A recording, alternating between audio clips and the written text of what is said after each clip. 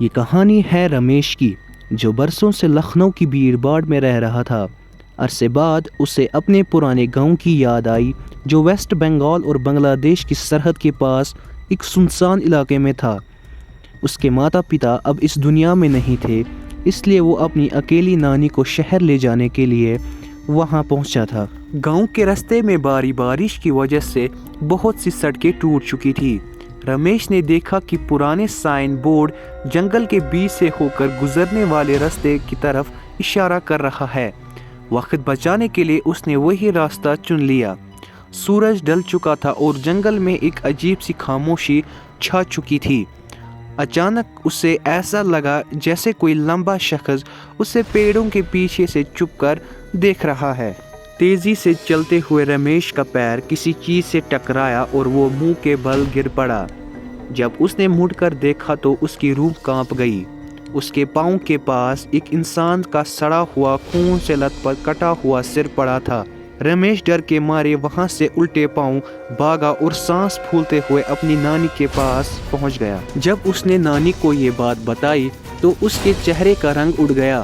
اس نے بتایا کہ وہ کوئی معمولی آتما نہیں بلکہ سرکٹا ہے۔ برسوں پہلے گاؤں میں ایک بادشاہ پہلوان رہتا تھا جسے ایک لڑکی سے پریم ہو گیا تھا۔ لڑکی کے گھر والوں نے اسے برا بھلا کہہ کر گاؤں بھر میں رسوا کر دیا۔ اس اپمان نے اسے پاگل کر دیا اور اس نے غصے میں لڑکی کی ہتیا کر دی۔ بدلے کی آگ میں لڑکی کے پریوار نے اس پہلوان کو جنگل میں لے جا کر اس کا سر دھڑ سے الگ کر دیا۔ تب سے اس کی بھٹکتی آتما اپنے کٹے ہوئے سر کے ساتھ جنگل میں گھومتی ہے۔ اسی رات گہری نیند میں رمیش کو ایک دبی ہوئی آواز سنائی دی۔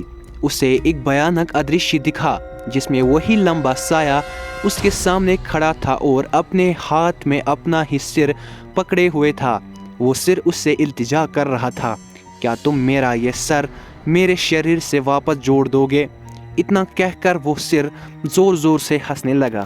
اچانک رمیش کی آنکھ کھل جاتی ہے تو اس نے دیکھا کہ وہ کٹا ہوا سر سچ میں اس کے کمرے میں ہوا میں تیر رہا ہے۔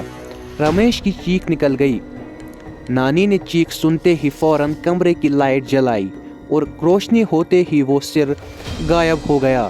نانی نے ڈرتے ہوئے بتایا کہ جو کوئی اس کا سر جوڑ دیتا ہے تو وہ پورے گاؤں کو تباہ کر دیتا ہے، اور جو نہیں کر پاتا اسے سر کٹا مار کر اپنے جیسا ہی بنا دیتا ہے۔